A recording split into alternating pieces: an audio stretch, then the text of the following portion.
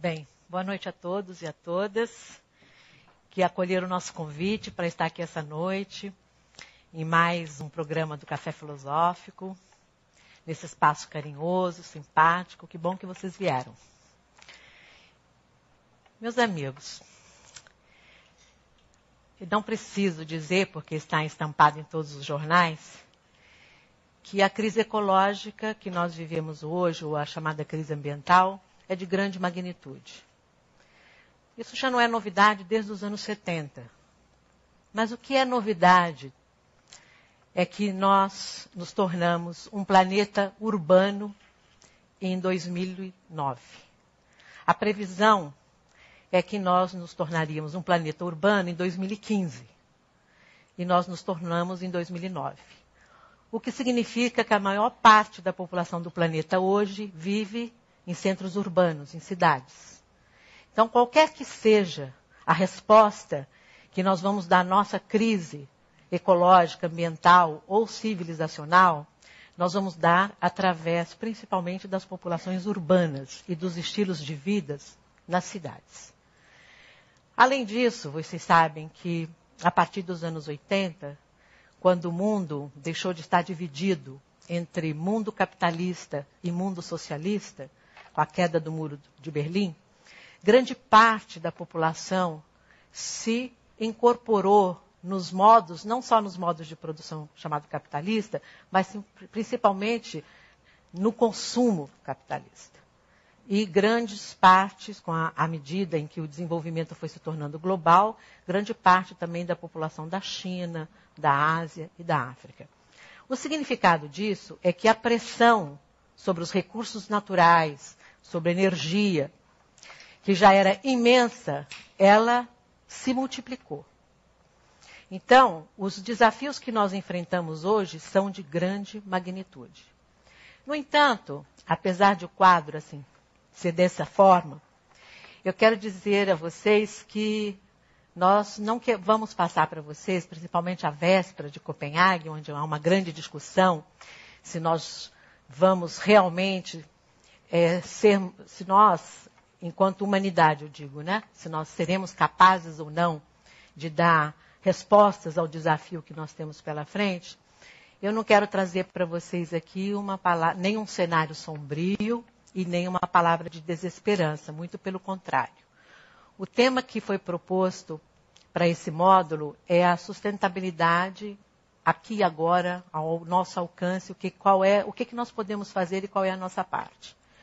E por que propor esse módulo com esse título, com essa provocação, num momento em que parece tão dramática a resposta que nós precisamos dar à crise ecológica? Justamente por isso, porque do jeito que a mídia vem tratando a problemática ambiental hoje, excessivamente focada na questão climática, faz com que nós, cidadãos comuns, nós que não somos tomadores de decisão, não somos líderes de governo, não estamos no Parlamento Europeu, não estamos no Congresso Brasileiro, faz com que nós pareçamos, de repente, passivamente esperando o que os nossos líderes vão fazer. E então a questão da sustentabilidade, ela começa a ficar distante de nós. E nós passamos a ser espectadores de um grande espetáculo, de um grande drama. Então, a proposta do nosso módulo é dizer que não, senhores. A questão da sustentabilidade não passa somente pelos grandes dramas, pelas grandes óperas, pelos grandes problemas. A questão da sustentabilidade, ela passa por todos os problemas do nosso cotidiano, da nossa vida, das nossas escolhas, das nossas células, do jeito como a gente vibra ou não diante da vida. E aí eu quis trazer para vocês, então, através de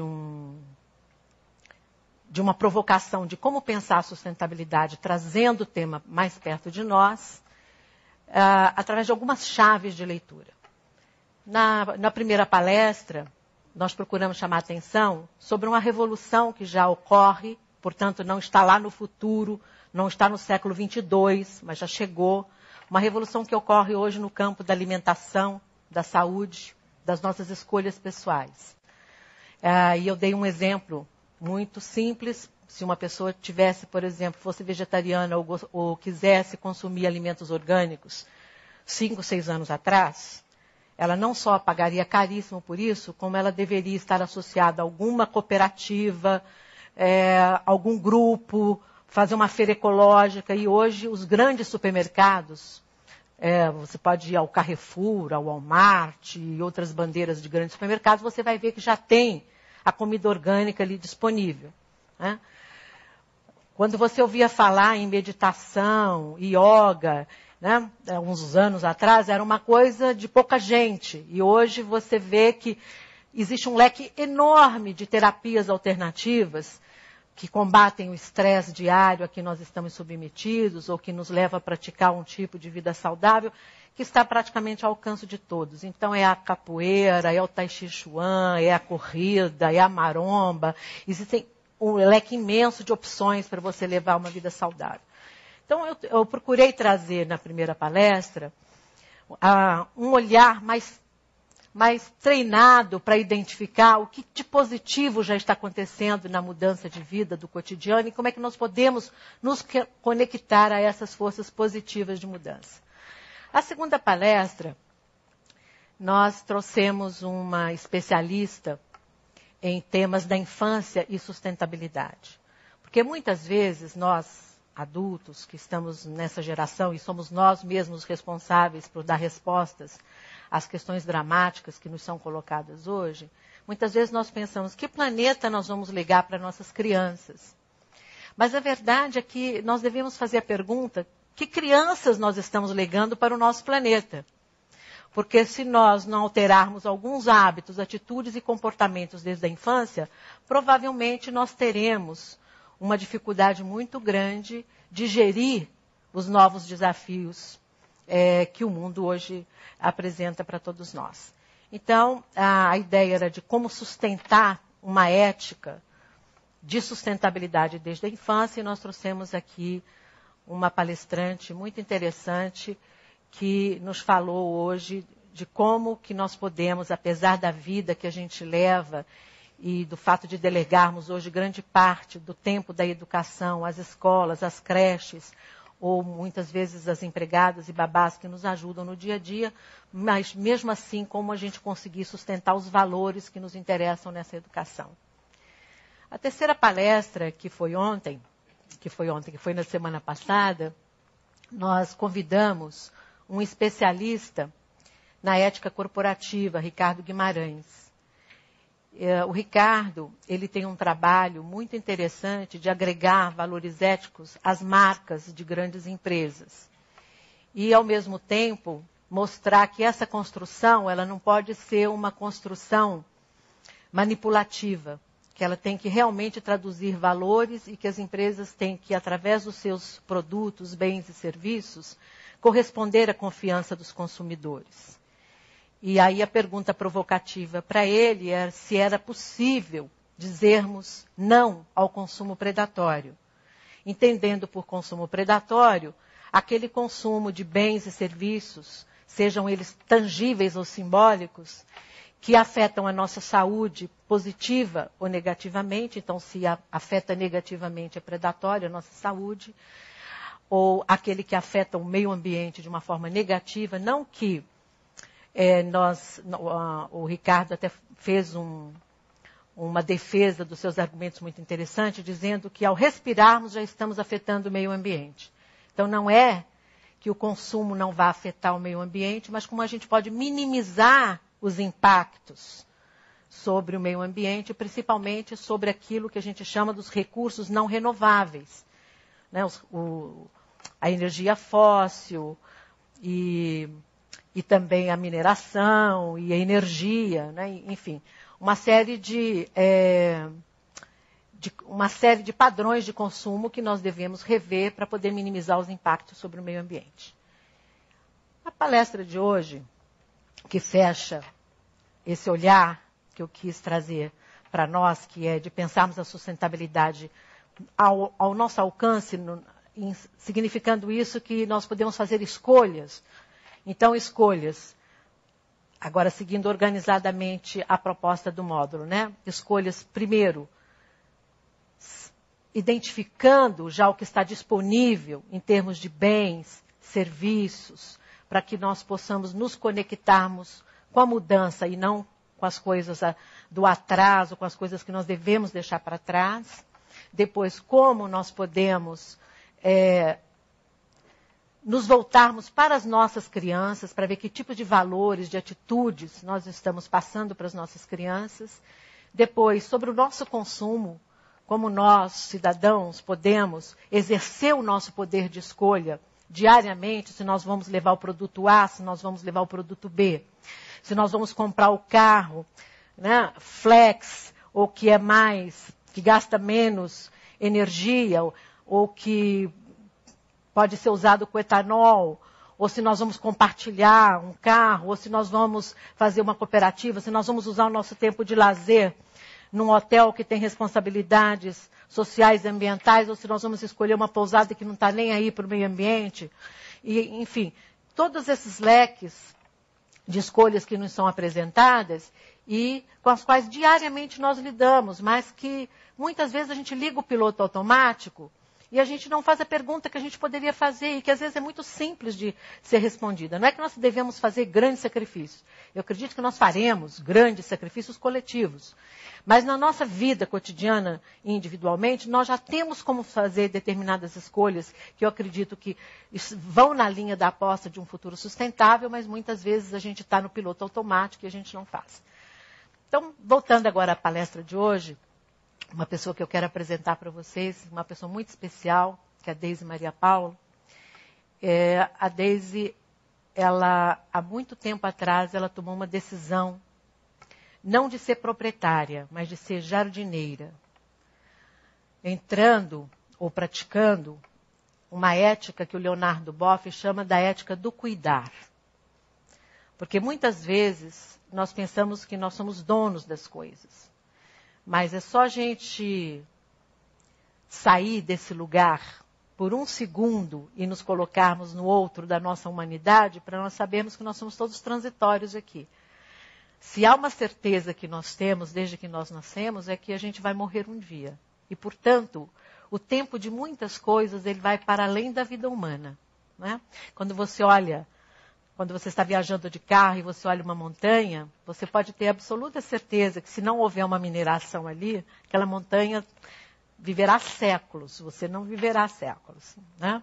Quando você vê uma floresta, a mesma coisa. Se você não fizer uma exploração predatória, provavelmente ela viverá muito além de você. Às vezes uma simples árvore que a gente tem no quintal tem um século de existência ou mais, portanto muito mais do que nós ou os nossos pais.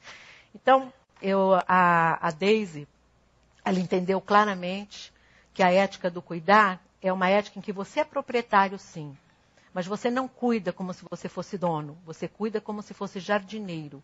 Como que você tivesse que estar o tempo todo atento à umidade do solo, ao jeito que as plantas crescem, ao jeito que as coisas florescem, aos tempos da natureza e como é importante desfrutar disso. A Deise vai nos falar hoje sobre um movimento muito importante que está acontecendo no Brasil. É quase uma revolução silenciosa, não tem muita visibilidade, mas ela é ao mesmo tempo uma revolução que aponta para um novo modo de sermos proprietários de áreas florestais ou de áreas rurais, que é o movimento das RPPNs, Reservas do Patrimônio Natural Permanente Privado. Ou seja, centenas de pessoas no Brasil estão fazendo das suas chácaras, dos seus sítios, das suas fazendas, de pequenas áreas que elas têm no campo, um legado para as futuras gerações, sem abrir mão do usufruto hoje.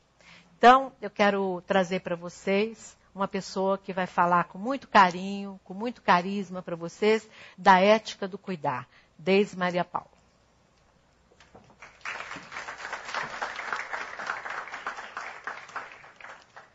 Obrigada. Seja bem-vinda. Muito obrigada pelas suas palavras sobre mim.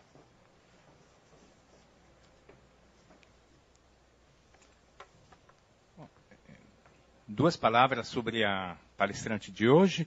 Repetimos, o conservar o que é nosso, a ética do cuidar é o tema dessa noite. abordado por Desi Moreira Paulo.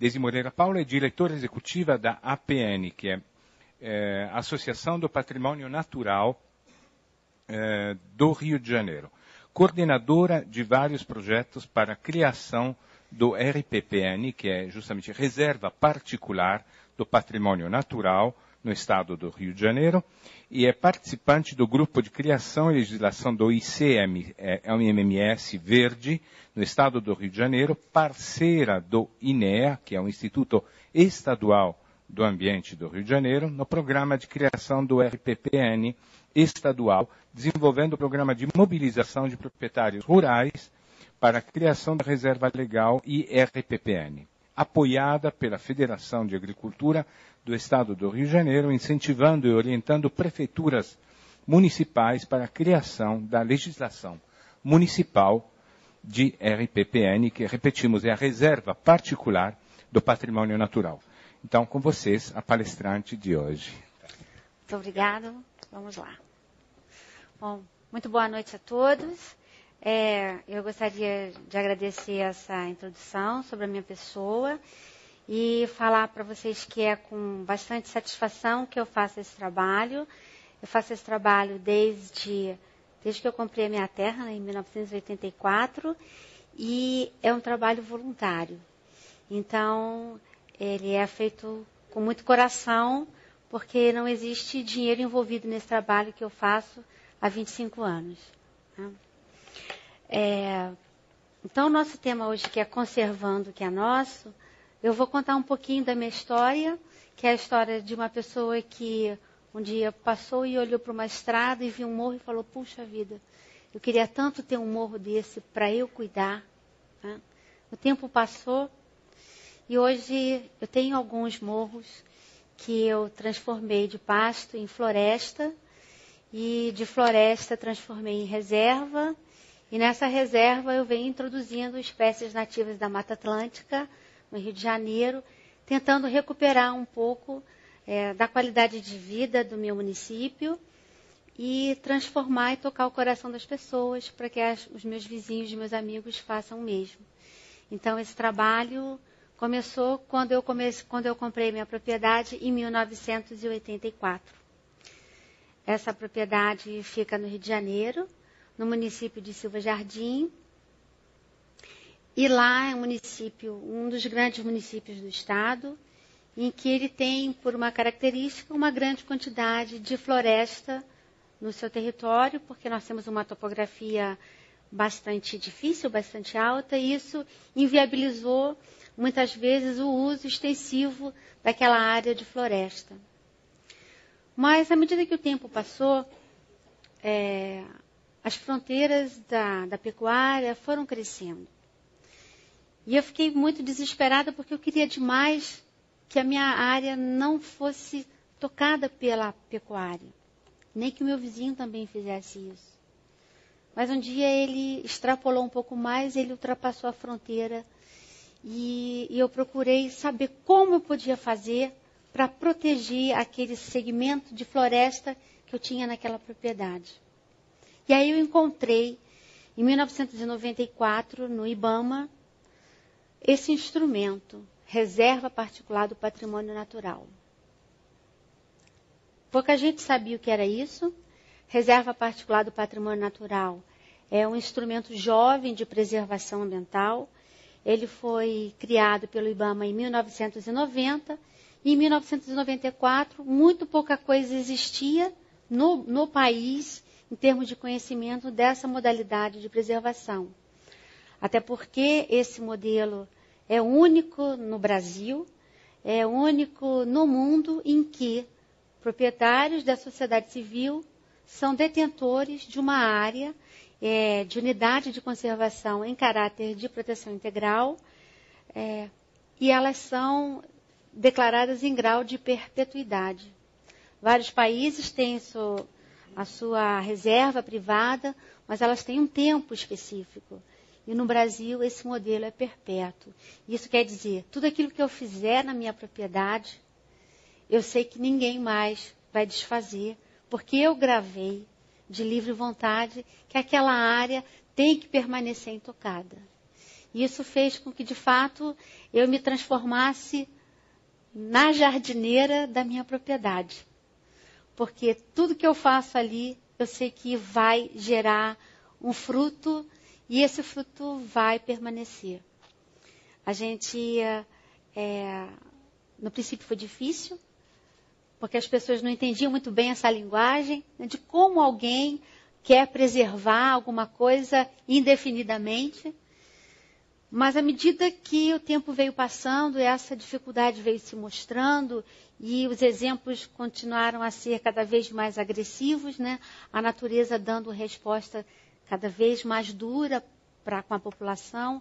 Então as pessoas começaram a perceber quanto que é importante preservar. Então aquele movimento que começou muito tímido, né? Em 1997, no Rio de Janeiro, ele ganhou uma forma. A forma da Associação Patrimônio Natural.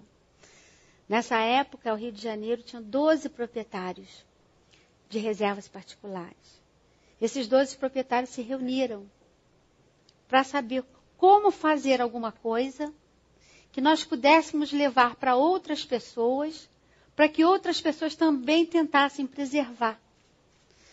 E aí criamos a associação, no dia 20 de agosto de 1997. E ficamos muito surpresos quando fizemos isso, porque descobrimos que tínhamos sido a primeira associação do Brasil a juntar proprietários da sociedade civil preocupados em preservar e preocupados em agregar outras pessoas para fazer a mesma coisa e defender as nossas florestas, a nossa fauna e o nosso recurso hídrico. E começamos então uma batalha muito interessante, que foi buscar no Brasil quem tinha RPPN e buscar que criassem associações para que nós pudéssemos ter um movimento no país, né? Um movimento que desse ao proprietário o direito dele preservar, sendo o dono integral da sua propriedade. Que era muito interessante naquela época, e ainda hoje isso é comum, porque como a Samira mesmo falou, esse movimento é tímido, né?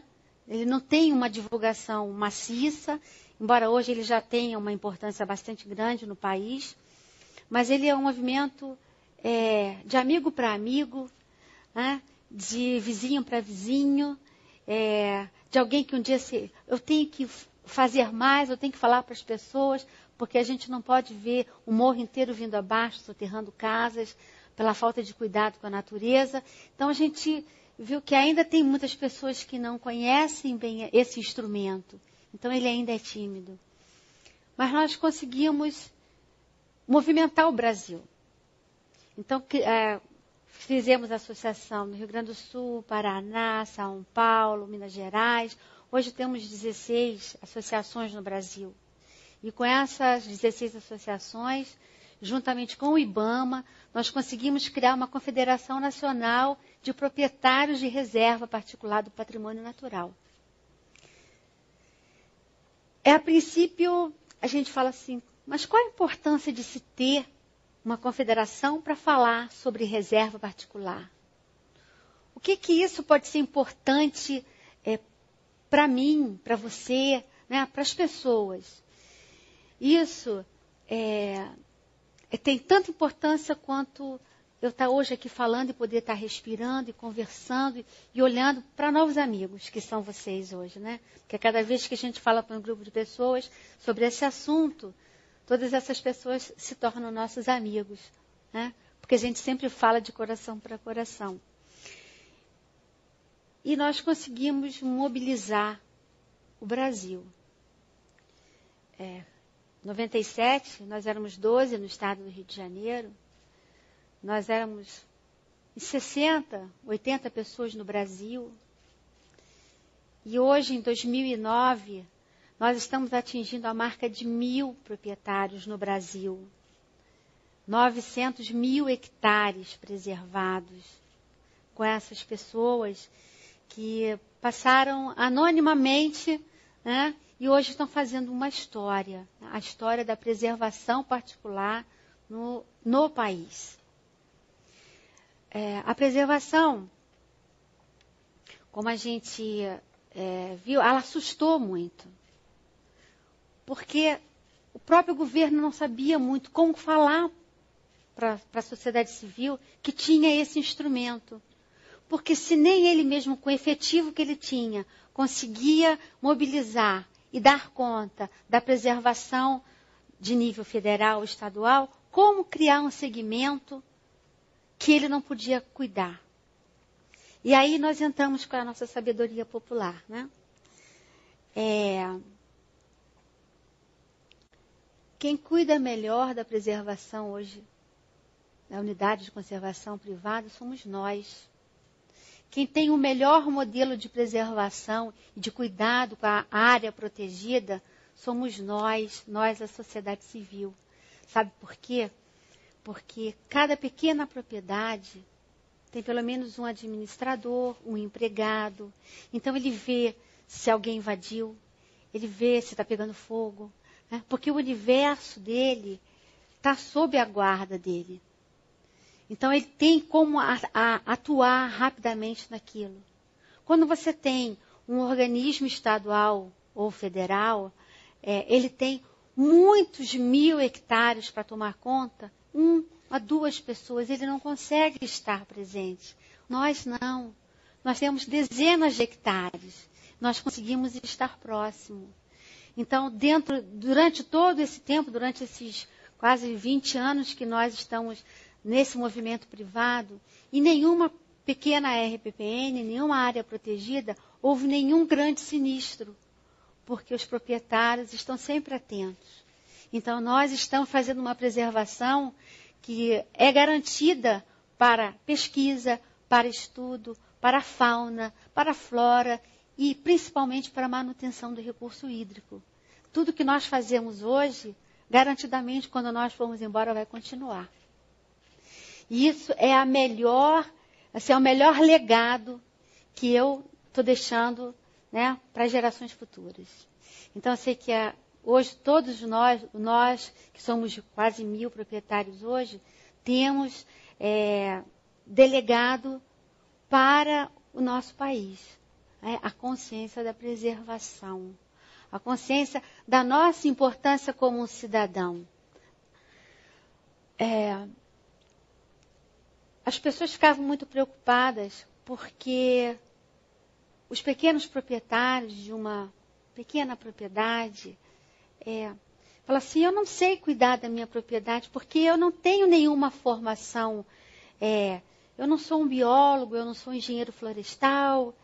Eu falei, mas não precisa ser, porque nós somos o dono daquela terra, nós temos por aquela terra um cuidado tão grande, né, que a nossa sabedoria vai nos levar a um bom caminho. E isso se transforma numa grande verdade. Porque a gente encontrou dentro de várias propriedades muitas histórias. E essas histórias, em verdade, foram as grandes responsáveis pela criação da unidade de conservação. Quando eu cheguei na minha propriedade, eu queria primeiro fazer dela uma pousada. Porque eu queria me aposentar, né, e queria ir para a minha propriedade rural e ter um negócio, né? Então, aquele lugar era muito maravilhoso e juntava toda aquela qualidade de eu fazer uma belíssima pousada, né, e começar a minha vida, né, uma nova vida, uma segunda fase da vida. De repente, eu descobri que eu não podia me aposentar, né? Eu sou químico de petróleo e eu entrei na minha empresa já na Petrobras, meio avançada no tempo, e quando eu completei o tempo de serviço, eu não tinha idade. Só que eu fui descobrir isso algum tempo depois. Então, aquele meu sonho de me aposentar, em 1995, foi lançado para 2001. Então, e eu comecei a comprar uma propriedade em 84, porque eu tinha que pagar aquela propriedade todo mês, né? Eu comecei pagando prestação de uma propriedade rural. E quando eu consegui comprar, fui fazer uma festa para inaugurar, porque eu ia criar uma pousada. E esse primeiro encontro meu com com muita gente na propriedade e na floresta, ele me estremeceu, porque eu fiquei chocada que as pessoas começaram a arrancar as plantas e para levar mudas, sementes, e aquilo ali falou, não, eles estão ferindo a natureza, e nesse momento a natureza está precisando ser recuperada. Então eu não posso ainda fazer uma pousada, porque a minha floresta não está pronta para isso. E eu desisti de fazer a pousada naquele momento e passei a cultivar a floresta. E daí eu criei a reserva particular do patrimônio natural. A vida mostra para a gente aquilo que a gente tem que fazer. Basta que a gente exatamente saiba dar o foco do nosso olhar. Às vezes as coisas estão tão óbvias na nossa frente que a gente não vê. Mas quando a gente para algum momento e a gente é tocado por alguma ação, a gente vê, não, gente, vamos parar, que eu tenho que recuperar essa floresta. Esse morro aqui, ele precisa ter árvore. Eu preciso recuperar aquele rio. Vamos limpar, mutirão para limpar o rio, mutirão para plantar mudas, mutirão para trazer crianças da escola, para contar histórias da floresta. Para ligar as crianças na preservação, porque as crianças hoje são um grande veículo da proteção das reservas particulares. Porque quando a gente conta para a criança da importância da reserva, da importância de não caçar, de não montar armadilhas, elas chegam em casa e falam para o pai, você não pode mais fazer armadilha, porque você está matando a mãe daquele filhotinho que estava lá. Então ela começa a trazer o exemplo de que a mãe daquele filhotinho é como se fosse a mãe dela. Se alguém tirar a mãe dela, como ela vai crescer depois? Então essa coisa foi muito boa esse trabalho que nós fizemos na nossa propriedade. E aí nós vimos que não precisávamos ser ambientalistas. Bastávamos que a gente quisesse interagir com todas as pessoas. E a gente começou a interagir com todas as pessoas. Com a criança, com o braçal, com o trabalhador do campo, aprendendo a sabedoria dele do conhecimento da floresta, do conhecimento de como desviar um formigueiro, de como tirar um pássaro que vem aqui numa hora errada para não comer as sementes. Então existem fenômenos maravilhosos que só o homem do campo conhece. E ele não é doutor em nada, mas ele tem a vida dele naquilo ali. E a gente começou a estabelecer esses canais de comunicação com a criança do campo, com o homem do campo, e com as pessoas que podiam informar a gente como fazer alguma coisa. E aí a gente descobriu que todas as pessoas que têm pequenas propriedades podem e devem reservar um pedaço da sua propriedade para fazer uma reserva particular do patrimônio natural. Não é um favor para mim, não é um favor para vocês, mas é a garantia da sobrevivência do nosso universo. O universo está clamando muito pela nossa ajuda. E nós estamos muito preocupados com ele, com a nossa sobrevivência. Nós precisamos trocar, de lugar com a natureza. Onde nós estamos agredindo a natureza? Será que nós gostaríamos de estar passando por aquilo? Vamos tentar mudar, Vamos plantar. As pessoas diziam uma coisa muito interessante. Deise, não faça isso aí vai levar muitos anos para crescer. Eu falei, não tem importância. Eu vou conseguir obter o fruto, eu ainda vou ver isso. Mas vai levar 20 anos, compra logo já, enxertada que no instante dá. Eu falei, não, eu quero plantar do caroço. E depois de 22 anos que eu plantei um pé de jabuticaba, eu consegui colher pela primeira vez um fruto. E foi a melhor jabuticaba que eu comi na minha vida. Daquela primeira colheita eu fiz geleia, licor, sorvete, tudo que é possível. Batida, caipirinha de jabuticaba, todas as coisas maravilhosas daquela jabuticabeira que eu levei 22 anos esperando crescer, né? Eu falei, eu vou ainda esperar muitas coisas de um trabalho lento como a natureza. A gente sempre fala, a natureza é lenta. Ela é como o nosso filho. Nós temos um filho hoje e esperamos que ele fique adulto com 20 anos. E a natureza também é assim. Nós plantamos uma sementinha hoje, ela vai levar 20 anos para ficar adulta.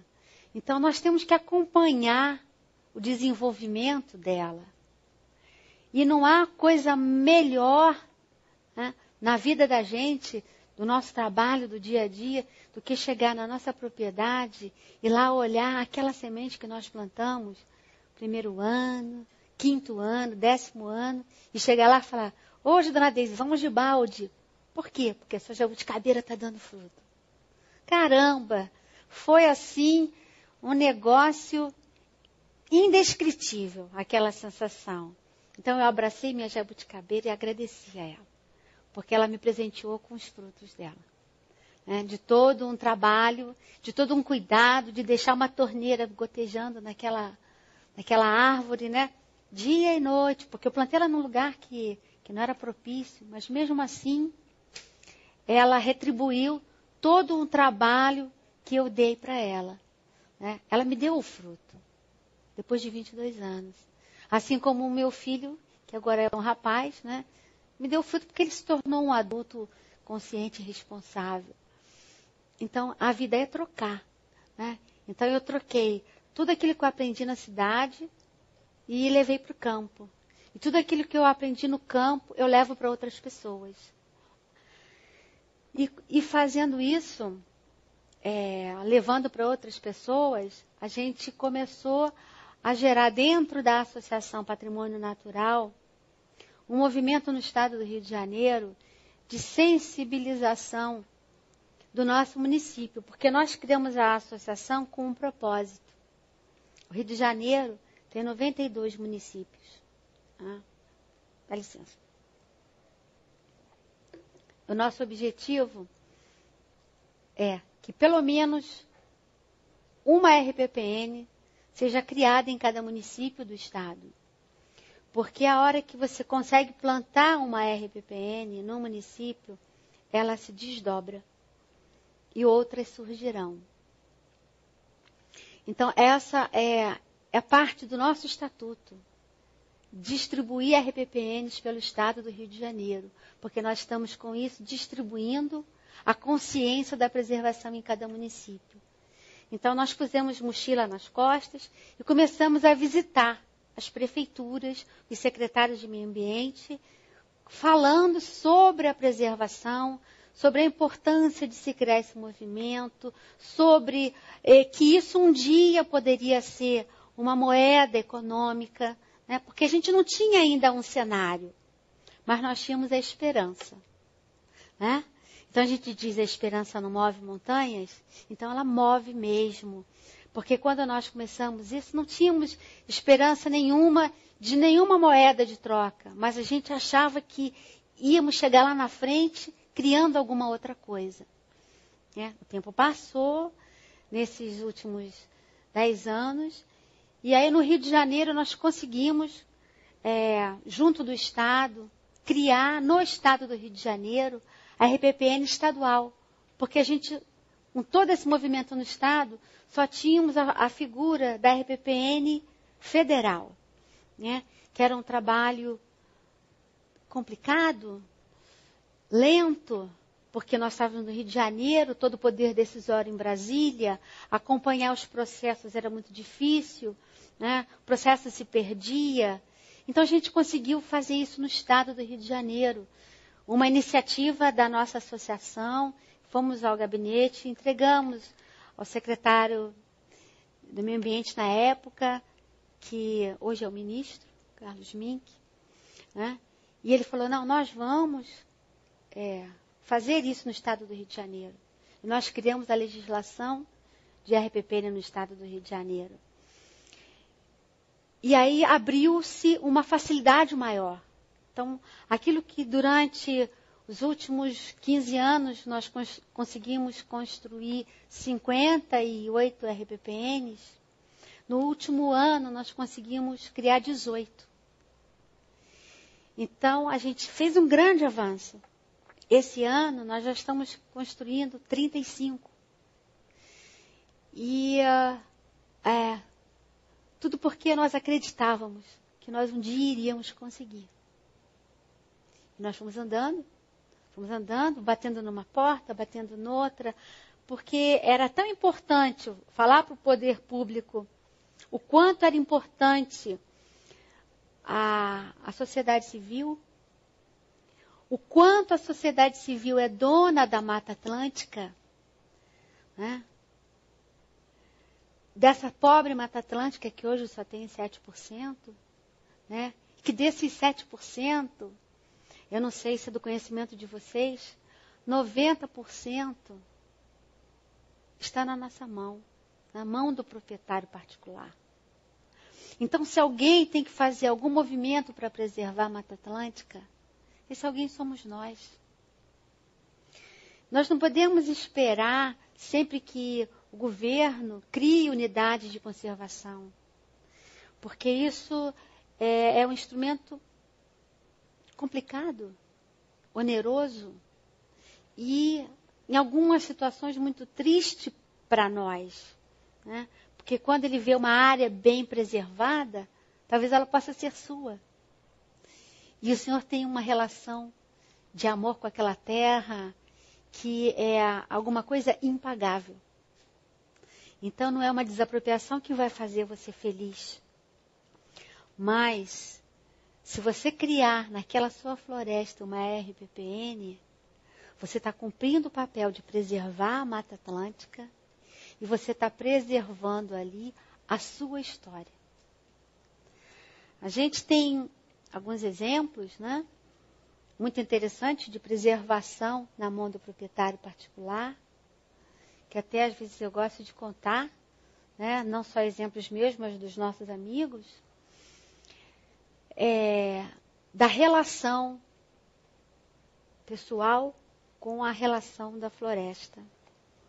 E antes de contar essa relação nossa com a floresta, eu ia pedir que ela colocasse aquela foto da floresta, do animal, dos dois animais, do animal doméstico com a floresta. E você vê que é possível viver muito harmoniosamente. Então, vocês estão vendo uma figura de um filhote de labrador com um cateto. Esse cateto ele foi achado num caminho em Minas Gerais e foi levado para essa pousada para cuidar dele porque ele se perdeu da mãe, foi achado. E ela começou a cuidar dele junto com esse filhote de labrador. Então eles andam soltos, né? Hoje são duas figuras ímpares nessa pousada e ele mostra exatamente que nós não precisamos matar o cateto para que ele conviva com o labrador, nem precisamos matar o labrador porque ele entrou na floresta. Então aquilo ali é a figura que representa o que nós conseguimos entrar na floresta, como a floresta consegue chegar até nós. Essa pousada hoje está sendo visitada por pessoas de vários países para ver essa relação desse cateto. Esse cateto anda solto na pousada e ele come pão de queijo, porque essa pousada é lá de Minas Gerais. Ele come aquela rosquinha de açúcar, né? E se você deixar a porta aberta, ele gosta de dormir embaixo do edredom, né? E ao mesmo tempo, ele vai à floresta e leva o amigo dele labrador.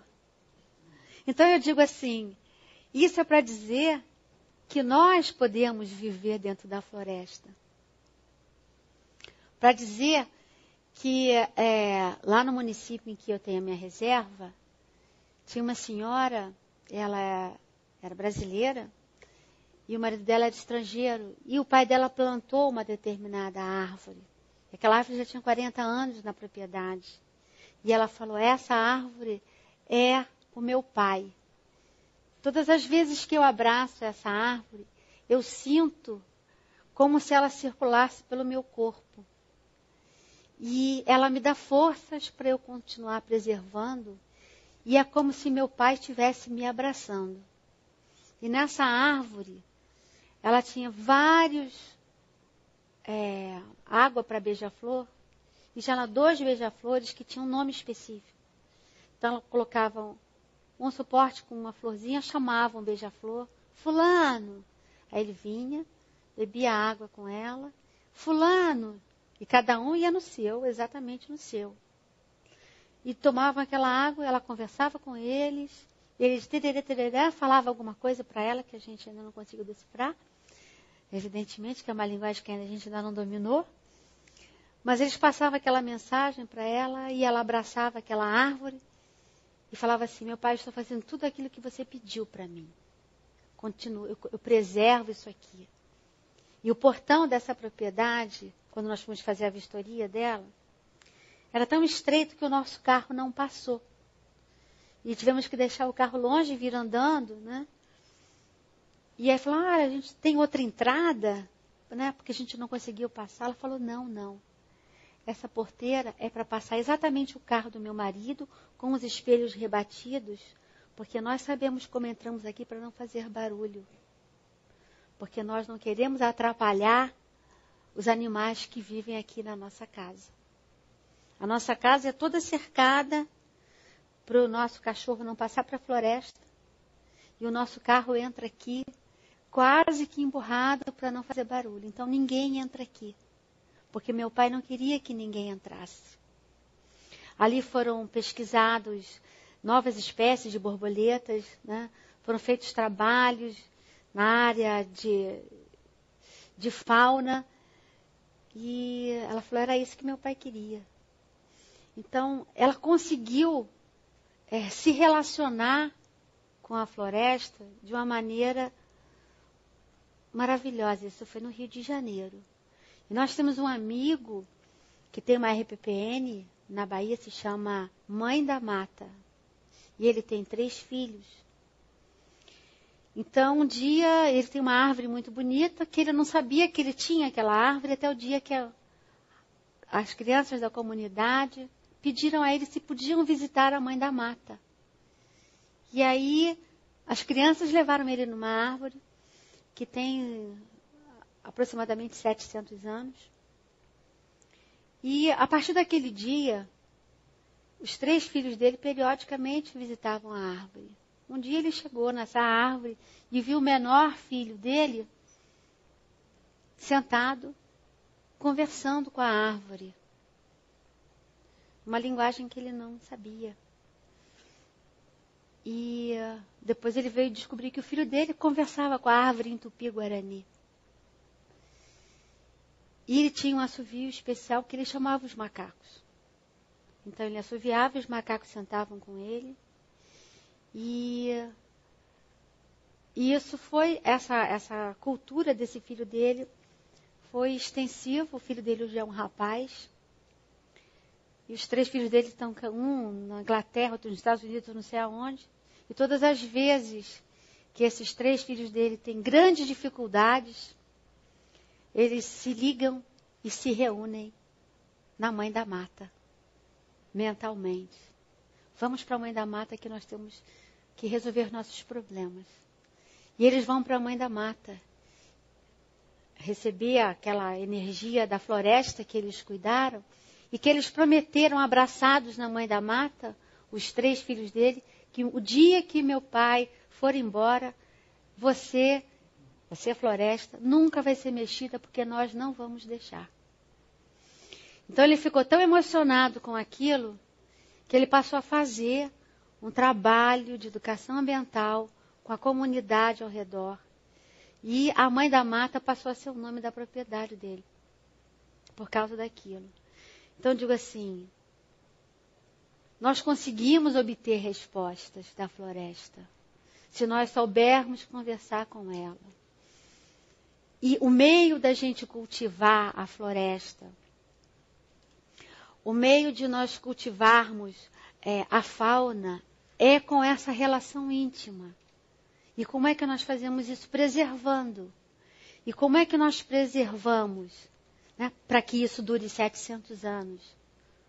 Somente criando um instrumento que dê perpetuidade a essa floresta. E assim nós fizemos. Né? E com isso, com esse trabalho, né, aí foi uma coisa muito boa que aconteceu com a associação esse ano, o ano passado, em 2007. A importância desse trabalho foi sendo notada por outras pessoas que a gente não sabia que as pessoas estavam observando esse trabalho.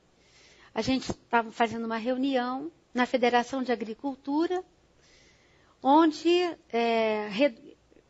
são associados todos os produtores rurais do Rio de Janeiro. E ele me chamou depois da reunião, que gostaria muito que nós levássemos esse trabalho para todos os produtores rurais do estado do Rio de Janeiro. Que ele nos ajudaria abrindo todos os sindicatos rurais do nosso estado, para que nós fizéssemos campanhas de esclarecimento para os produtores rurais de que nós podemos produzir e nós podemos preservar inteligentemente. Nós não precisamos deixar de produzir. Nós não precisamos destruir a nossa atividade rural. Mas nós precisamos levar técnicas inteligentes para as nossas propriedades rurais para poder preservar. E com isso, melhorar a qualidade da propriedade rural, que hoje tem sérios problemas com a qualidade do solo, porque quando chove a água não consegue ser armazenada, ela lava toda a propriedade. E esse trabalho está dando assim resultados no Rio de Janeiro maravilhosos. E hoje, né, nós conseguimos também, junto com o estado do Rio de Janeiro, e buscando a sabedoria de um outro estado, né, porque a gente, na natureza, nada se perde, tudo se transforma, a gente cria, recria, e alguém sempre aproveita alguma coisa do outro. A gente aproveitou do estado do Paraná, através do Wilson Loureiro, que é um professor, doutor e engenheiro agrônomo, criou no Paraná a lei do ICMS ecológico. Um instrumento que premia o proprietário rural que produz e preserva, que tem uma unidade de preservação, de proteção integral na sua propriedade. E isso é uma moeda, né, que no Paraná já virou uma moeda de pagamento por um serviço ambiental, e nós conseguimos trazer isso para o Rio de Janeiro. Ontem eu vi também na internet que São Paulo, através da Associação de Proprietários Rurais de São Paulo, está fazendo um trabalho, também criando no estado de São Paulo, está reformulando a lei do ICMS ecológico em São Paulo. Então, para também fazer o pagamento por serviços ambientais em São Paulo. Então, você veja bem que o Rio de Janeiro, o Brasil, está se movimentando para alguma coisa que, quando nós criamos, não tínhamos perspectivas de que fosse alguma coisa que pudesse beneficiar financeiramente o produtor rural. A gente estava muito preocupado em preservar a floresta apenas por preservar, por pura intuição, né? Por amor determinado àquele segmento, né, do nosso pedacinho. E agora não, agora a gente está falando que, além de tudo isso, existe uma coisa que a gente pode fazer e que pode ajudar o produtor rural. Uma moeda que paga por aquela floresta que antes era um tormento e que agora é um benefício. Né? E ela é um benefício não só porque a gente descobriu isso hoje, apenas porque a gente deixou de ver que ela era uma obrigação. Quando eu falo isso, a gente criou a RPPN em 1990.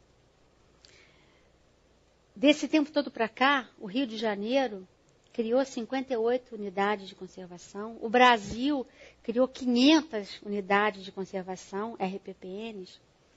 E em momento algum foi lembrado, né, aos produtores rurais, porque estávamos em contato com os órgãos ambientais, que existia alguma coisa que nós não estávamos fazendo. Porque a gente não conhecia. Embora a gente saiba, né, que todos devemos conhecer a lei, isso é uma verdade que não se aplica. Né? Nem todos conhecemos a lei. E em 1965 foi criado o Código Florestal Brasileiro. Esse Código Florestal Brasileiro, à luz dos dias de hoje, há controvérsias, né, da efetividade daquela rigidez de lei. Porém, em 1965, quando o Código Florestal foi criado, ele já dizia que todas as propriedades rurais deveriam reservar 20% da sua propriedade para a preservação do seu bioma, no nosso caso, Mata Atlântica, para a preservação da fauna, da flora e do recurso hídrico. E nós não fizemos isso. A grande maioria de nós não fez isso. Até que levamos uma catucada muito grande no ano de 2007 com uma sanção administrativa, uma lei 6514, que foi criada, que foi assinada pelo presidente Lula e que, dentre tantas medidas, tinha uma medida lá que falava da reserva legal. Dizia assim: produtor rural que não averbar a sua reserva legal até o final de 2008, poderá sofrer penalidade, né, do órgão ambiental local. E aí, um curto-circuito se acendeu no meio rural, principalmente, porque vimos que grande parte da população agrícola não tem a reserva legal averbada na sua propriedade. E as multas são muito grandes, são enormes. Mas também o Brasil é muito grande. E só no Rio de Janeiro existem mais de 200 mil pequenos proprietários rurais. E em um ano, um órgão ambiental não consegue vistoriar 200 mil propriedades rurais. Então esse prazo foi dilatado até dezembro de 2009. E a gente já sabe que provavelmente vai ser dilatado mais um pouco, porque não se conseguiu mobilizar, né, todos os proprietários rurais para a averbação dessa reserva legal. E nesse momento, a gente aproveitou essa oportunidade única de falar para o proprietário rural. Proprietário rural, faça da sua reserva legal uma RPPN. E isso daí é para tornar a reserva legal um grande negócio. A reserva legal, ela é obrigação de lei. Obrigação de lei, você não ganha nada por isso. É obrigação de lei. Mas a reserva particular, ela é um ato voluntário. E por que você pode fazer da sua reserva legal uma RPPN?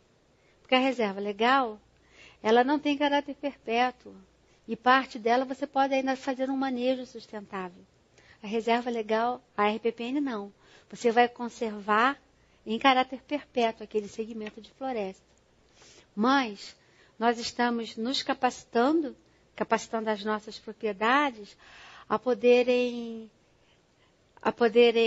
fazer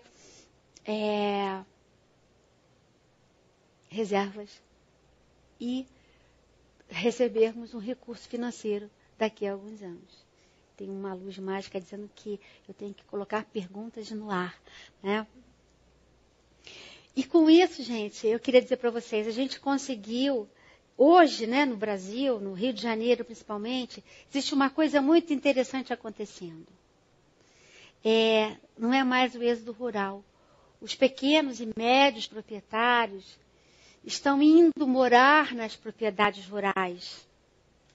E se eles estão morando nas propriedades rurais, eles estão buscando ter na propriedade rural aquilo que ele só tinha de lazer de vez em quando. Era todo um cenário de eu quero ter minha floresta, eu quero abrir minha janela e ter os pássaros cantando, eu não quero ter gaiola, eu não quero ter animal preso, e eu quero estar em contato. Então, porque o trânsito está tão complicado, a gente leva às vezes 2 horas para chegar no centro da cidade, que é um tempo menor do que eu saio da minha propriedade rural para chegar no centro da cidade. Então as pessoas estão indo morar no campo para ter uma vida saudável.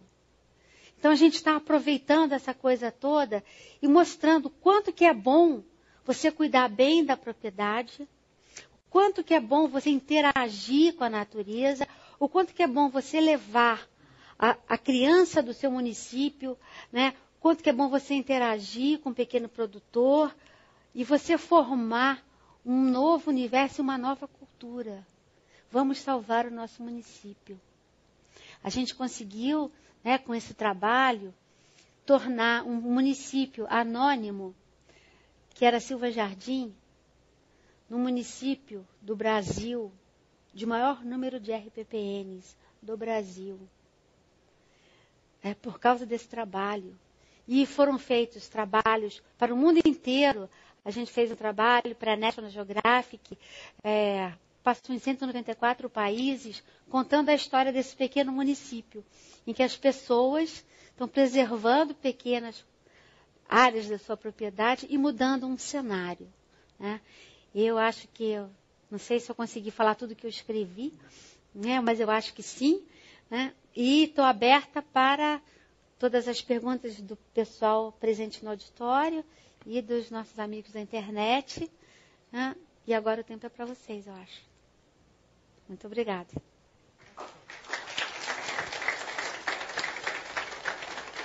Obrigado, Daisy. Vocês viram, nós pudemos observar, né, esse exemplo concreto, né, que a Daisy nos trouxe sobre a importância da sociedade civil se engajar no seu papel de cidadão, né, em desenvolver esse papel para se apropriar justamente da preservação ambiental de uma forma inteligente. Então, todos vocês agora poderão interagir, levantem a mão, serão atendidos e esperem alguns segundos até a câmera os focarem melhor. Vamos iniciar, talvez, com a Samira. Isso, perfeito.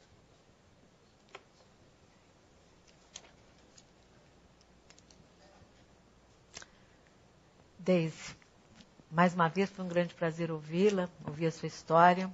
Em alguns momentos eu sempre me comovo muito com essa história, mas eu queria que você dissesse para os nossos convidados e também para os nossos internautas, porque talvez muita gente não saiba, como é que a gente pode criar uma RPPN? Porque muita gente pensa que você precisa ser um grande fazendeiro.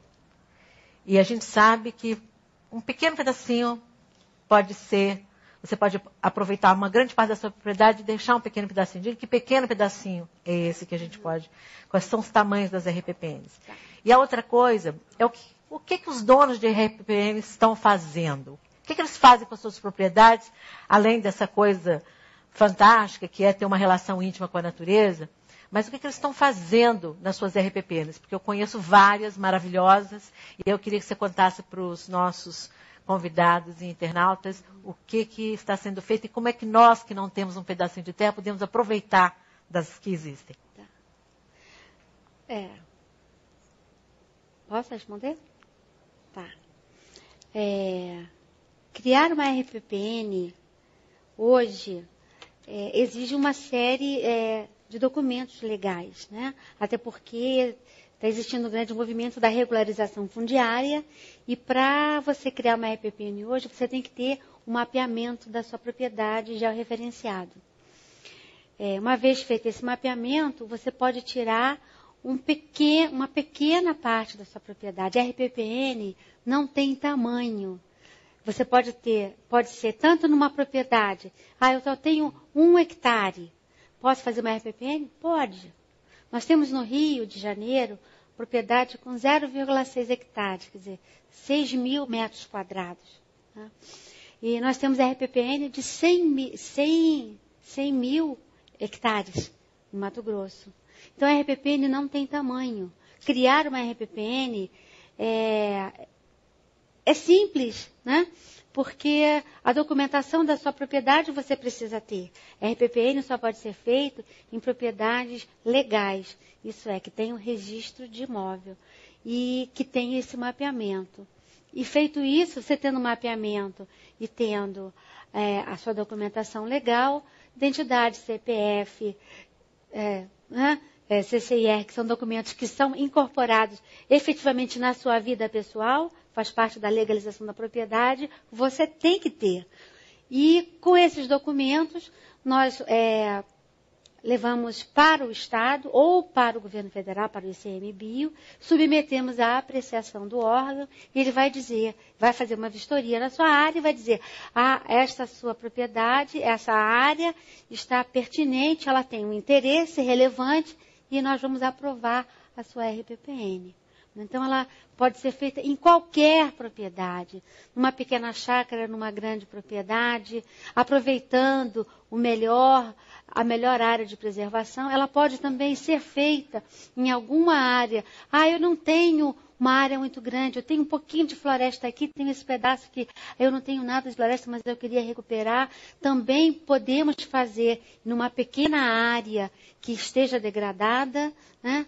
Eu tenho aqui 1 hectare que eu quero fazer RPPN, mas esse 1 hectare, 30% dela está degradado. Eu posso fazer nessa área toda? Pode fazer. Isolar essa área, vamos recuperar essa área, plantar nessa área e podemos constituir a RPPN nessa área. Então, existe uma porção de maneiras que você pode trabalhar na propriedade e recuperar áreas degradadas e plantar uma RPPN naquele cantinho. Tá? Então, não tem tamanho nenhum. Hoje existem várias propriedades que estão tirando um proveito da sua reserva com a atividade turística. Porque na RPPN você não pode ter atividade extrativista, mas você pode ter todo um conjunto de atividade turística. Pode ter caminhada, você pode ter escalada, você pode ter observação de pássaros, você pode ter pontes suspensas, você pode ter um cenário de atividades não destrutivas dentro da RPPN. Então, existem hoje, no Rio de Janeiro, a gente tem algumas propriedades assim, que tem atividades integradas da propriedade com a RPPN. A RPPN gerando um mecanismo financeiro de sustentabilidade. Eu tenho aqui a minha RPPN, eu tenho aqui do lado da minha cachoeira um recanto para você meditar ao som da água, para você relaxar. Aqui eu tenho outro lugar para você fazer yoga. Eu tenho aqui agora um passeio de trilha orientada. Eu tenho uma cachoeira que tem 7 quedas. Passeio por toda essa atividade, por todas essas cachoeiras. Então, a RPPN, hoje, ela é um diferencial em muitas propriedades. Porque já foi tempo, né? E hoje, talvez, eu já consiga até receber, né, as pessoas, porque as pessoas já vão para uma propriedade ecológica, não mais para destruir, mas para usufruir daquele conjunto harmônico de beleza. Então, ela é capaz de passar na sua propriedade, não mais jogar lixo, absorver aquela energia daquele lugar, né, se hospedar na sua pousada, passar alguns dias ali e somente observando aquilo de bom que a natureza deu. E que é o que a Samira falou, que existem hoje já muitas propriedades que diz, eu tenho uma RPPN e tenho passeios turísticos e tenho um conjunto de atividades na propriedade. Pois não.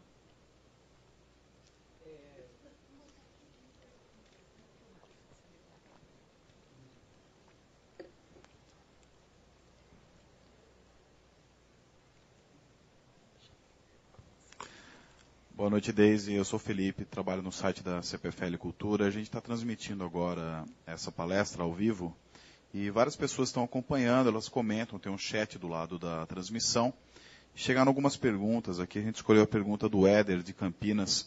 Ele te pergunta como você abordaria o tema da educação ambiental na escola pública. Nós temos várias RPPNs que já trabalham com as escolas municipais, são as escolas dos seus entornos.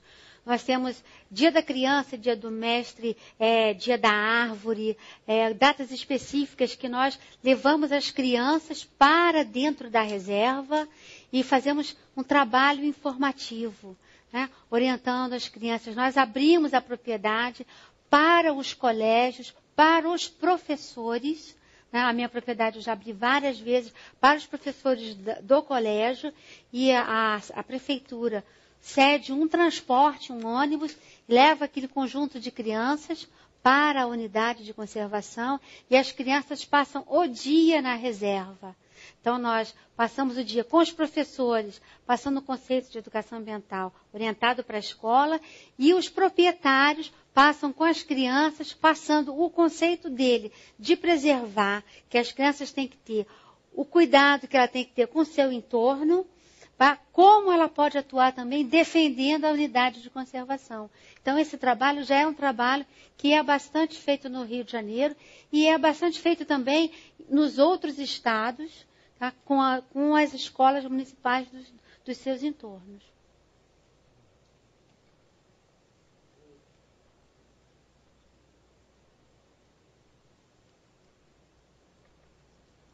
Olá, Deise. Fernando. Na verdade, são 3 perguntas, mas bem rapidinhas. Uma é com relação a atividades que se pode realizar. Você falou que não pode ter extrativismo, né?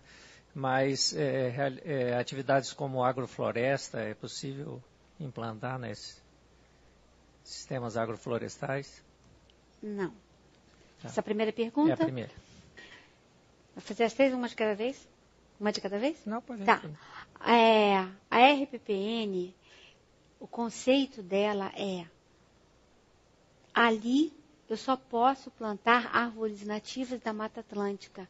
A agrofloresta é uma atividade subentendida por nós como atividade que você plantou para colher. Então, você não pode fazer uma atividade extrativista. Você pode ter essa atividade de agrofloresta no entorno, no limite da RPPN com a sua propriedade. Porque a sua propriedade não é toda uma floresta, não é toda uma RPPN, é só um segmento dela. Então, esse segmento aqui é RPPN. Aqui embaixo, eu posso fazer qualquer outra coisa. Aqui, não. A atividade que é permitida aqui é apicultura, porque as abelhas vão voar pela floresta, a gente não tem limite. Mas a atividade de apicultura é uma atividade permitida, porque não é uma atividade extrativista. Toda atividade agroflorestal não pode ser inserida dentro da RPPN, sim na propriedade, sem nenhum problema. Tá. A outra questão é com relação à reserva legal. Você, quando faz uma RPPN e diz que aquela área ela integra a sua reserva legal, digamos, você tem uma propriedade que 20% dela seja de floresta, que você faz uma RPPN. E aí você já está garantido com a sua reserva legal com a RPPN. Não. A gente até gostaria muito que fosse assim, a gente está até desenvolvendo algum esforço nesse sentido, de que uma vez que você tem pelo menos 20% de reserva de RPPN, isso automaticamente seja visto como uma área de preservação permanente, então você não precisaria fazer reserva legal. Uhum. Mas hoje isso ainda não está aceito pelos órgãos ambientais. Tá? Ele diz que ele tem que cumprir o Código Florestal e lá no ITR tem um campo para você informar reserva legal. Né? Então, o que diz o Código Florestal? Você tem que ter 20% de reserva legal. Então, eu tenho que ter na minha escritura gravada que naquele espaço predeterminado, dentro da minha planta, dentro de um memorial descritivo, com as coordenadas muito bem definidas, que aquele espaço é a minha reserva legal.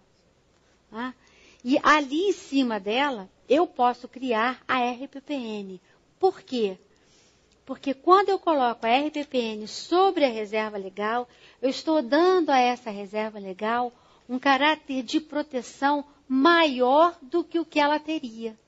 E aí eu a capacito a fazer jus ao ICMS verde, se no meu estado tiver. Que como reserva legal eu não tenho. Então, hoje eu preciso ter esse mesmo segmento duplamente gravado, como reserva legal e como RPPN na minha matrícula do meu registro de imóvel. A terceira, rapidinho, na Amazônia continua 20% também, ou lá é 50%? Amazônia, 80%. 80%? Ok. É. Ainda continua assim. Né?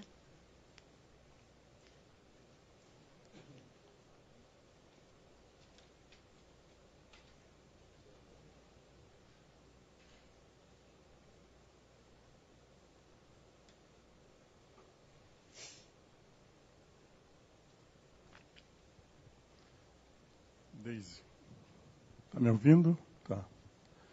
Eu queria primeiro te cumprimentar, né, pela sua experiência, porque você trabalha numa área que me é muito cara e tem muitos, vamos dizer assim, ecologistas que são ecologistas mais teóricos e abstratos de internet, e você mistura um lado bem empírico, inclusive espiritual, com relação ao meio ambiente, uma prática, e isso dá vida às suas palavras. Né? Obrigada. Então, eu gostaria de cumprimentá-la por isso.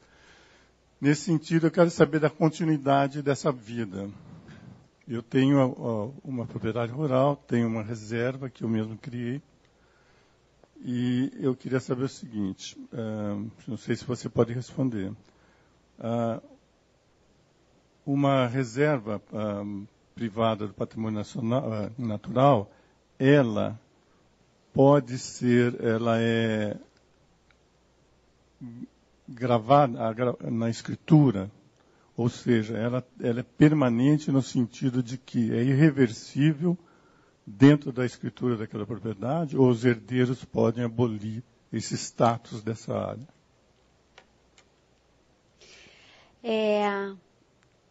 A RPPN, ela é um instrumento maravilhoso para nós que estamos tomando a iniciativa nesse momento, porque a gente tomou com uma visão de futuro. Porque ela garante a perpetuidade dessa unidade. Se amanhã, né, eu morrer e meu filho quiser vender a minha RPPN, ele não pode. Ele não vai fazer isso porque ele já disse para os amigos dele que a última coisa que ele vai fazer na vida é se desfazer daquela propriedade, porque a mãe dele vive ali, quando ela não está. Então, a RPPN, ela tem um caráter irreversível.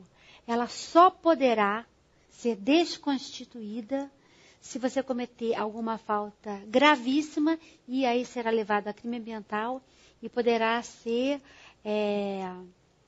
desafetada por um decreto.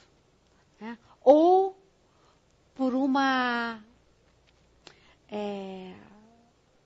identificação do poder público superior de que alguma coisa de alta relevância para o país foi descoberto naquela área. Então, ela pode ser tombada pelo Estado.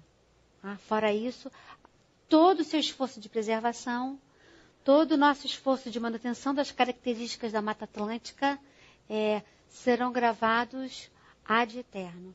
Por isso, a gente sempre renova, né, que a gente deve estar sempre introduzindo novas espécies na Mata Atlântica dentro do nosso bioma, porque às vezes um raio cai, derruba uma árvore, um ciclone passa e leva algumas coisas. Então, a gente está sempre lançando novas espécies dentro da nossa área preservada, porque temos a garantia que ela vai continuar ali.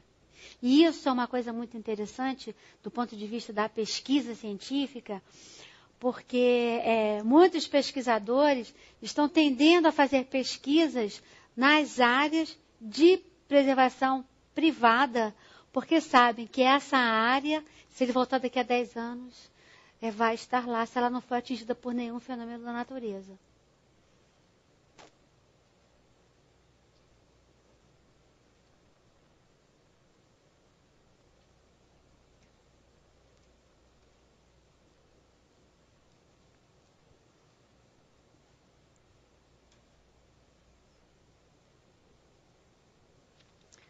Eu também gostaria de parabenizá-la, porque você passa uma energia muito forte nas suas palavras, que nos toca mesmo. Você tem um exemplo de vida a ser seguido, com certeza. Mas uma das coisas que me chamou a atenção é a questão anônima de um projeto tão grandioso. Mas que, por outro lado, me leva a crer que isso também leva à pureza desse projeto, ou aquilo que é mais genuíno, que é a conservação da natureza. Você acha que isso é proposital ou deveria ter uma maior divulgação realmente para um projeto tão grande?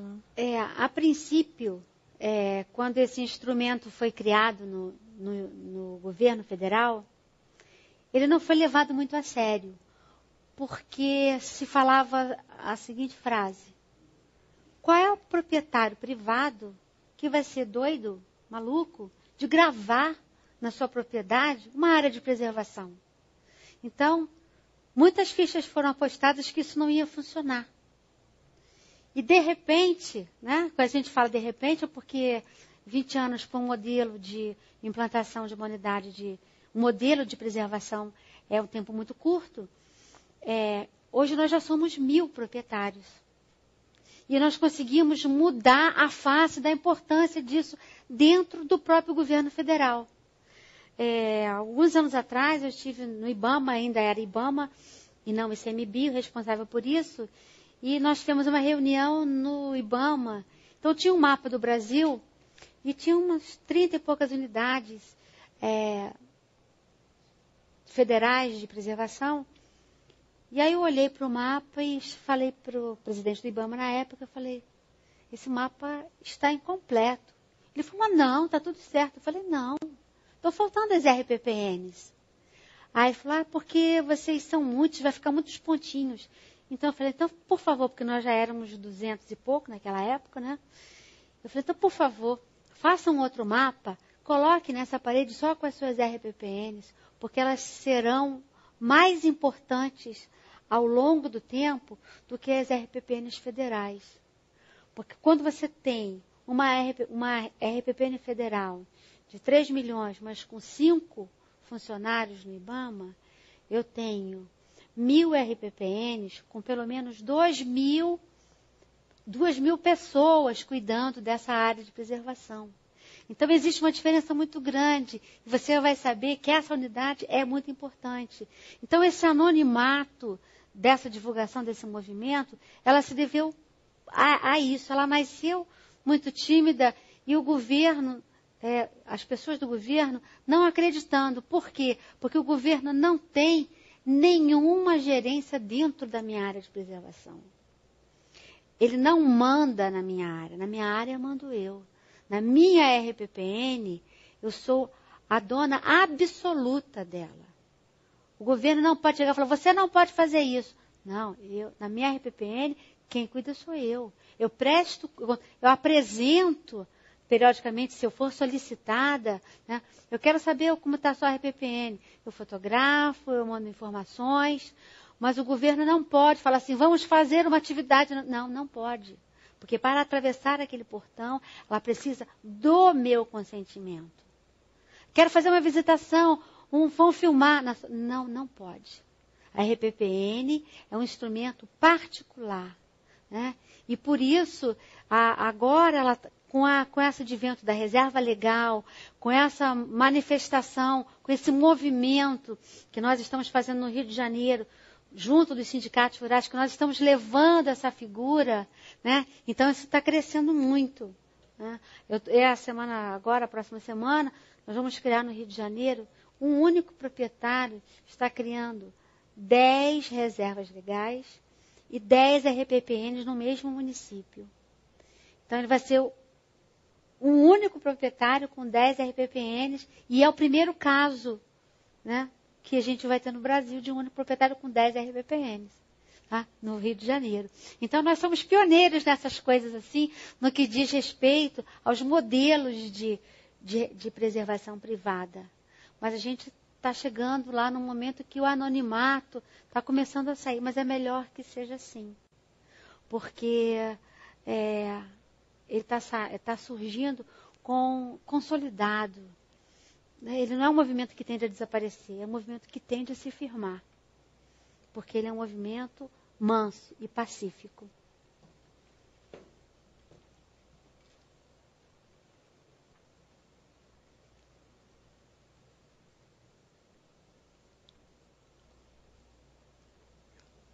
Boa noite. Meu nome é Miguel, e quando você citou o Loureiro, o professor Loureiro, do Paraná, eu me lembrei de um estudo que eu participei, eu sou pesquisador da Embrapa, sobre o tema da multifuncionalidade da agricultura, que é uma política europeia que a França foi o país que mais se aproveitou dela, e criou incentivos e um instrumento de contratualidade que remunera os agricultores que desempenham funções, principalmente ambientais, sociais, nas suas propriedades. Agora, curiosamente, o Brasil é contrário a essa política da multifuncionalidade europeia, porque o Brasil faz parte de um grupo com mais 12 países, porque o Brasil acusa os países europeus de estarem colocando dinheiro, subsídio direto, dinheiro no bolso dos agricultores. Mas a gente vê cada vez mais a importância de se ter mecanismos de Estado, né, e políticas para incentivar toda essa necessidade de se preservar, de se recuperar áreas, né? Então, isso que você trouxe para a gente hoje está bem dentro da função ambiental, né? Agora, outras funções podem e devem ser cumpridas pela propriedade rural. Mas eu queria saber se tem lá no Rio de Janeiro, pelo menos, alguma política, ou se vocês já pensaram em reivindicar algum tipo de incentivo, de remuneração do Estado, para que vocês pudessem desempenhar essa atividade com mais recursos, com mais facilidade.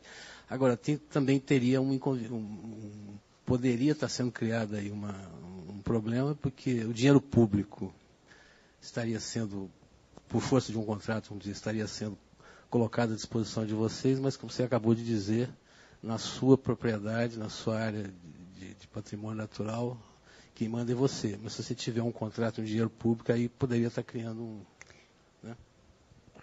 Então, vamos lá. Hoje, já de uns 2 anos para cá, em verdade, no Paraná, a gente já tem esse pagamento do ICMS ecológico, que pode ser por recurso financeiro, transferência do Estado para a prefeitura, da prefeitura, ou, em verdade, no Paraná, ele transfere diretamente do Instituto Ambiental do Paraná para o produtor rural, através de uma associação que presta contas ao Tribunal de Contas do Estado, né, para aquela unidade específica. Minas Gerais criou agora, recentemente, o pagamento por serviço ao produtor de água. Aqui em São Paulo está sendo desenvolvido um modelo também por produção de água, ali em torno da reserva Billings. Nós estamos com o ICMS no Rio de Janeiro, o ICMS verde. Esse ICMS verde, ele tem parte do recurso dele destinado à biodiversidade e parte destinado ao tratamento de resíduo sólido. A parte da parte de biodiversidade, ela vai ser transferida para o município, e o município, nós agora estamos fazendo gestão junto aos municípios para transferência para os produtores rurais, através de um mecanismo, ou o próprio município presta o serviço como, preciso de um trator para fazer um serviço na propriedade, ele faz por conta do incentivo do ICMS, né? Ou ele vai repassar um recurso financeiro e vai fazer uma prestação de contas à semelhança do Estado do Paraná.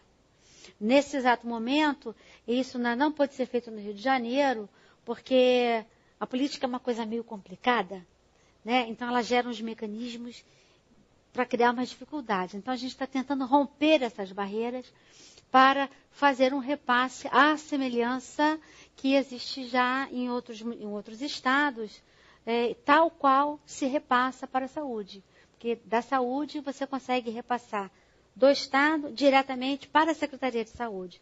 Então a gente quer que se repasse do Estado diretamente para a Secretaria de Meio Ambiente. E aí a Secretaria de Meio Ambiente vai fazer essa movimentação.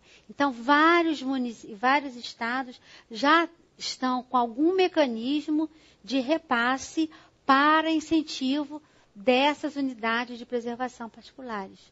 Tá? Cada um está buscando um jeito e também agora está surgindo uma nova modalidade que se chama servidão florestal, que é o seguinte: eu tenho mais do que 20% de floresta na minha propriedade, mas você não tem nada. Você está dentro do mesmo ambiente, da mesma bacia hidrográfica, do mesmo município. Então, eu vou arrendar para você o meu excedente de floresta através de documento, registrado em cartório, tudo direitinho. Isso é uma moeda de negócio.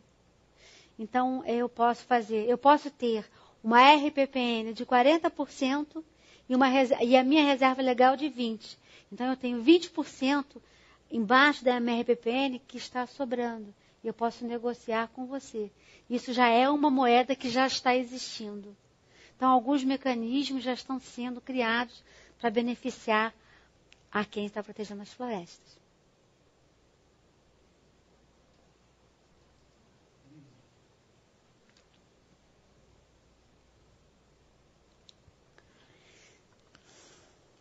Mais uma pergunta que chegou da internet.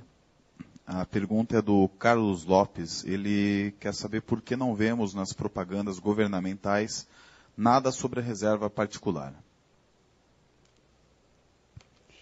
Em verdade, você não vê nada de propaganda do governo, porque isso é um movimento da sociedade privada.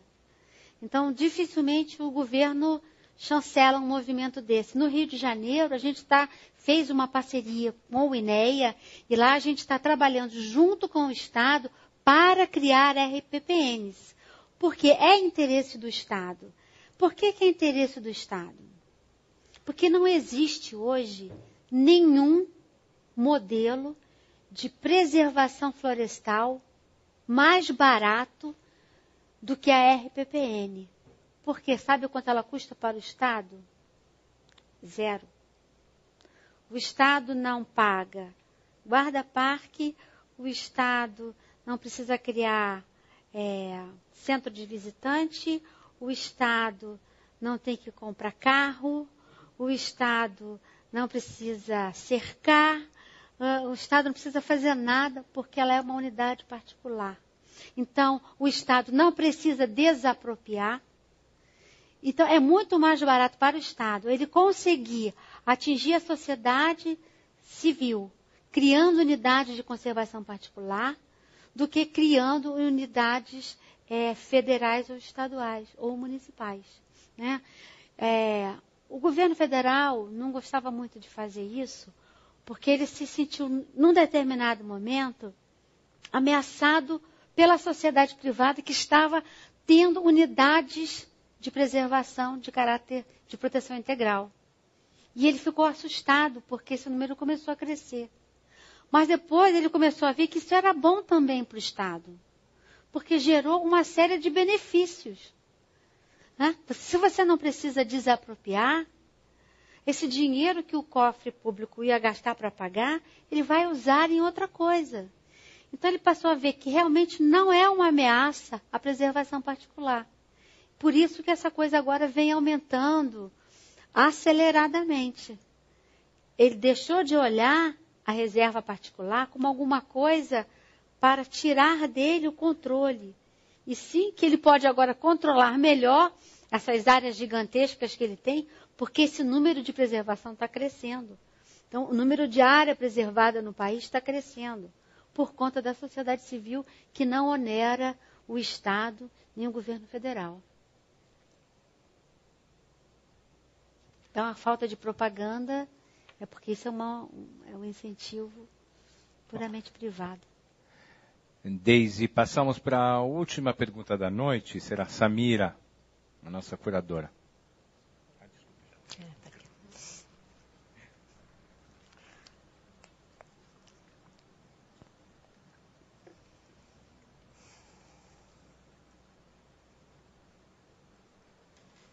Deise, faz um ano e pouco, eu fiz um trabalho para a Aliança da Conservação, que é um programa justamente que colocou um recurso para ajudar vários proprietários a georreferenciarem suas áreas e apressar o processo de tombamento.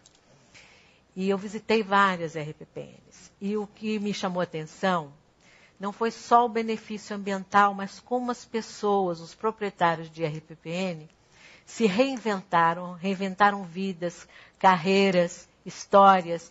Então, eu queria que você me contasse um pouquinho quem são esses donos de RPPN, quem são essas pessoas. Porque justamente a ideia do nosso programa é não criar a imagem de que você precisa ser muito especial para fazer alguma coisa pelo meio ambiente e por você mesmo. Né? Então, eu queria que você contasse um pouquinho como é que essas pessoas, muitas delas inclusive que vivem ou viveram em cidades, estão reinventando o rural. Logo no começo eu falei que nós não somos pessoas de altos conhecimentos ambientais, né? E eu sempre falo assim, quem somos nós? Nós somos agricultores, nós somos médicos, engenheiros, políticos, né? A gente tem muitos políticos que têm propriedades rurais, enfermeiros, técnicos, mecânicos de automóvel, que têm a sua pequena propriedade. E todos nós somos proprietários, somos bancários, somos banqueiros, né? Nós somos homens da Bolsa de Valores, somos dono da padaria. Então nós temos um segmento, um leque de pessoas, que não caberia nem nos nossos 10 dedos das mãos para dizer que tipo de pessoas somos nós de formação. Mas essas pessoas à medida que elas foram se integrando no movimento, elas passaram a olhar para a sua propriedade de uma outra maneira. E aí que eu falei que algumas pessoas estão indo morar nas suas propriedades e passaram a ver o campo com uma outra ótica. Alguns deles, não, agora eu tenho meu comércio, mas eu estou fazendo lá na minha propriedade uma atividade que é para fazer canoagem, uma pousada, e eu acho que agora dali eu vou conseguir gerar sustentabilidade. Meu vizinho, já falei com ele, também vai fazer.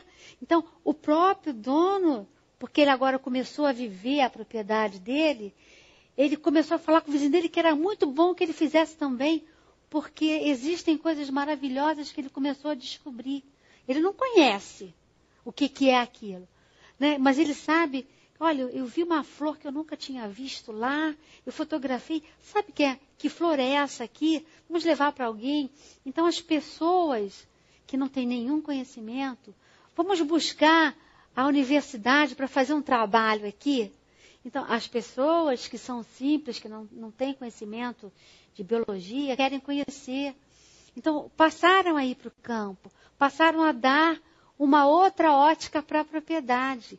E a Samira bem lembrou, né, nesses últimos 3 anos, nós tivemos alguns projetos, né, alguns incentivos no Rio de Janeiro, da SOS Mata Atlântica, que pagou para o proprietário rural a elaboração do georreferenciamento, porque exige um trabalho de um topógrafo, um instrumento de precisão, porque senão depois não vai ser aceito na regularização fundiária. E isso aí facilitou muito. E essa relação, né, de ser ajudado por uma ONG, que é também uma sociedade civil, né, com ele que é um proprietário rural que não tem conhecimento, que é um dono de padaria, que pôde ser ajudado por alguém, que trouxe a universidade para ele, gerou nele uma nova pessoa, né? Mostrou para ele que aquela pequena propriedade dele é um mundo, né? Aquele pequeno metro quadrado dele pode ter 10, 20, 30 espécies diferentes da Mata Atlântica. gerou um novo conhecedor. Né? Ele falou, agora eu vou botar a plaquinha aqui. Aí essa aqui, ó, estou fazendo umas plaquinhas. Eu falei, então faz a plaquinha, mas faz de tinta, bota um saquinho plástico, senão a chuva vai tirar. Né? Então a gente passou a trocar essas experiências e ele está identificando lá qual é a árvore que ele tem lá. Então isso é a nova geração, que não é nova de idade, mas é nova de conceito, que está deixando isso para o filho, para os amigos, para a vizinhança. Por isso que esse movimento está crescendo. E nós fizemos agora no Rio de Janeiro, nesse ano, um último edital da SOS, nós conseguimos, com o recurso, fazer 8 propriedades. E eu estou fazendo 23, 15, eu estou fazendo com o recurso do próprio proprietário. Porque ele achou que era muito importante ele preservar a floresta dele. E ele falou assim, não, eu quero fazer minha propriedade agora, vem amanhã. Eu falei, não posso, isso não é assim, mas vamos fazer. Né? Então, eu também quero ter RPPN, eu quero preservar, eu quero que a universidade venha aqui fazer pesquisa, eu quero descobrir alguma coisa aqui. Será que eu descubro? Eu falei, vai descobrir. Eu falei, olha, a biodiversidade da Mata Atlântica, ela é ímpar. Em todas as propriedades que foram feitos estudos, em todas elas foi descoberta pelo menos uma espécie nova. Então eu falei, nós somos detentores de milhares de novas coisas. Então essa propriedade também vai ser descoberta alguma coisa. Então essa motivação está trazendo os novos empresários a se dedicar mais, está trazendo os novos proprietários a irem residir na sua propriedade. Né? Lá no Rio de Janeiro, alguns anos atrás, eu fui morar na Zona Oeste. Porque quase ninguém morava lá. Né? Porque era longe pra caramba. Né? 2 horas para chegar. Era 1 hora. Agora já são 2. Porque quando eu fui morar lá, quase ninguém morava. Meu prédio tinha 80 apartamentos. Só tinha 4 moradores. Hoje meu prédio tem 80 apartamentos. Tem 80 moradores todos os dias. Não tem mais veranista. Então eu passei a levar 2 horas. Então as pessoas agora já estão saindo de lá para ir morar no sítio. Porque é mais fácil morar no sítio do que morar lá e levar 2 horas no engarrafamento. Então você vê que nós já estamos criando uma nova figura que quer ir morar no campo porque vai ter uma vida mais saudável, vai ter todos os dias uma nova paisagem para ele ver, vai ter todos os dias um presente da natureza para ele, né? Com um novo fruto, uma nova flor. Olha, hoje deu isso, deu um filhotinho ali, nasceu não sei o quê. Então, todos os dias ele tem um presente da natureza, todos os dias ele tem uma vida nova começando. Então, eu queria muito deixar para todas as pessoas que estão me ouvindo nesse momento, é que a mudança do planeta, para bom ou para ruim, depende de nós. E eu tenho certeza que nós que estamos aqui criando a nossa RPPN, falando com outras pessoas sobre isso, estamos tentando melhorar essa qualidade de vida. Estamos tentando dar ao nosso planeta, ao nosso estado, né, ao nosso município, a condição de que ele vai sobreviver a essas coisas todas. Porque a gente não quer que aconteça de novo, né? O que aconteceu esse ano lá em Santa Catarina, que o morro inteiro desceu, o morro inteiro numa bandeja, como se a gente virasse a bandeja, o morro escorregou. Então a gente não quer isso acontecendo. E para isso não acontecer, a gente tem que correr muito e tentar recuperar. Então, isso depende de nós. Nós somos hoje a coisa mais importante para a natureza. Eu tenho um amigo, um produtor rural, que eu cheguei na fazenda dele, ele tem pintado na parede uma frase. A natureza, quando agredida, se cala. Porém, na primeira oportunidade, ela se vinga. E eu li aquela mensagem e eu olhei para ela. Eu falei, está com a razão. Nós temos que mudar essa história. Nós não podemos ler essa mensagem e achar que isso é assim mesmo. Isso não pode ser assim. Então, nós não vamos permitir que alguém maltrate a natureza. Isso tem que começar pela gente. Né? Começa pela gente preservando a floresta, não jogando saco plástico, ensinando as crianças e ensinando os adultos. E eu tive um meu vizinho que durante 5 anos, todas as vezes que eu ia na casa dele, eu falava, vamos criar uma RPPN? Vamos criar uma RPPN? Ele falava, não, Deise, isso aí é coisa do governo. Até que um dia ele me chamou e falou, sabe que depois desses anos todos você me convenceu? Eu quero criar uma RPPN. E eu criei 2 RPPNs para ele. Né? Porque ele chegou à conclusão que o caminho é preservar. É fazer alguma coisa para a gente garantir que vamos ficar nesse planeta por mais um tempo. E isso só depende de nós.